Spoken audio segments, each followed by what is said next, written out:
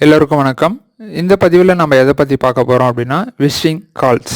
அதாவது சைபர் அட்டாக்ல, சைபர் தாக்குதலில் விஷிங் கால்ஸ் அப்படின்னு ஒரு முறை இருக்குது. அப்படின்னா என்னன்னு பார்க்கலாம். கால்ஸ் அப்படின்னாலே நமக்கு தெரிஞ்சிடும், ஃபோன் தான். சரிங்களா? ஒரு நபரை அழைக்கிறது தான் வந்து கால்ஸ். அந்த மாதிரி நம்மளுடைய ஃபோன், கைபேசி, உலாபேசி, நம்ம திறன்பேசி எப்படி வேணால் சொல்கிறோம் இல்லைங்களா?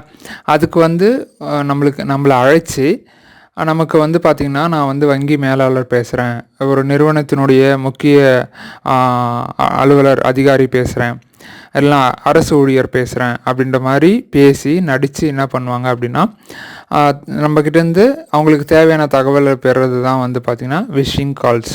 சரிங்களா? இதில் வந்து அவங்க என்ன மாதிரி தகவல்லாம் பெறுவாங்க அப்படின்னு பார்த்தீங்கன்னா, பெயர், பிறந்த தேதி, அப்புறம் வந்து பார்த்திங்கன்னா நம்மளுடைய டெபிட் கார்டு, கிரெடிட் கார்டு இருக்கும் இல்லைங்களா, கடன் அட்டை, இன்னொரு அட்டை இருக்கு இல்லைங்களா, அந்த அட்டையில் உள்ள எண்கள், பின்னாடி உள்ள எண், இந்த மாதிரி, அப்புறம் கடவு எண், இந்த ஓடிபி, இந்த மாதிரி விஷயங்கள்லாம் வந்து அவங்க வந்து பெறுவாங்க. சில நேரங்களில் வந்து பார்த்திங்கன்னா, இது போன அழைப்பில் அவங்க என்ன பண்ணுவாங்க அப்படின்னா துரிதப்படுத்துவாங்க, அவசரப்படுத்துறதுனா என்னென்னா, நீங்கள் வந்து உங்களுடைய ஓடிபியோ இல்லை நாங்கள் கேட்குற இன்ஃபர்மேஷன் நீங்கள் தாமதிச்சிங்கன்னா உங்களுக்கான பரிசு போயிடும், உங்களுக்கான சலுகை போயிடும், இவ்வளோ நேரத்துக்குள்ளே நாங்கள் இதை பண்ணால் தான் உங்களுக்கு அந்த சலுகை கிடைக்கும், பரிசு கிடைக்கும், அந்த மாதிரி நம்மளை யோசிக்க விடாமல் அவசரப்படுத்துவாங்க, துரிதப்படுத்துவாங்க. சரிங்களா? அது மட்டும் இல்லாமல் உங்ககிட்ட வந்து பார்த்திங்கன்னா அதிகமாக பணம் வசூலிக்கப்படும் போன்ற போக்கு காட்டுவாங்க.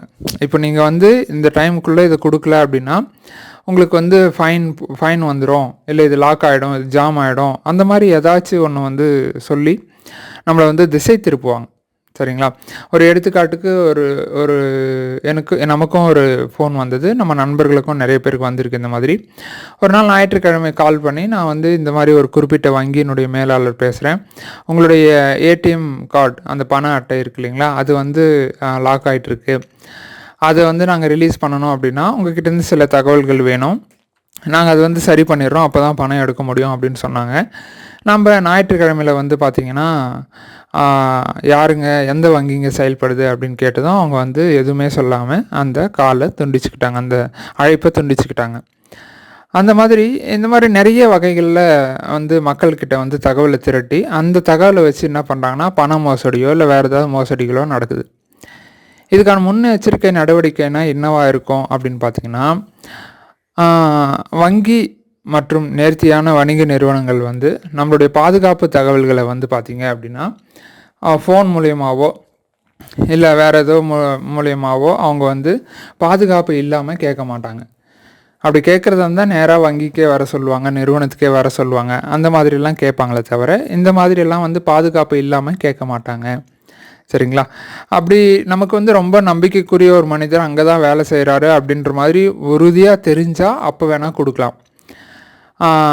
பழக்கம் இல்லாத இல்லை அவர் பேரை பயன்படுத்தி கூட வேறு யாருன்னா வந்து கால் பண்ணி கேட்கலாம். அந்த மாதிரி சமயத்துலலாம் கரெக்டாக அவருடைய நம்பர்லேருந்து தான் வந்திருக்கு, அவர் தான் பேசுகிறாரா, அந்த மாதிரிலாம் கொடுக்கலாம். சரிங்களா? மற்றபடி வந்து பார்த்திங்கன்னா நம்ம விழிப்போடு இருக்கிறது தான் நமக்கு நல்லது. குறிப்பாக இந்த மாதிரி அழைப்பெல்லாம் என்றைக்கு வரும் அப்படின்னா விடுமுறை நாட்களில் வரும். அப்புறம் அவங்க வந்து பார்த்திங்கன்னா மொழியே வந்து கொஞ்சம் வித்தியாசமாக பேசுவாங்க. அதாவது நம்ம பேசுகிற தமிழுக்கும் அவங்க பேசுகிறதுக்கும் கொஞ்சம் அதாவது தமிழ் புதுசாக கற்றுக்கிட்டவங்க மாதிரி பேசுவாங்க. சரிங்களா? இந்த மாதிரி நிறைய இருக்குது, நிறைய நடந்துட்டு தான் இருக்குது. ஸோ இதெல்லாம் தவிர்க்கணும் அப்படின்னா நம்ம கொஞ்சம் விழிப்புணர்வாக இருக்கணும். இந்த பதிவு பிடிச்சிருக்கோன்னு நினைக்கிறேன். அடுத்த பதிவில் ஒரு புது விஷயத்தோடு சந்திப்போம். நன்றி.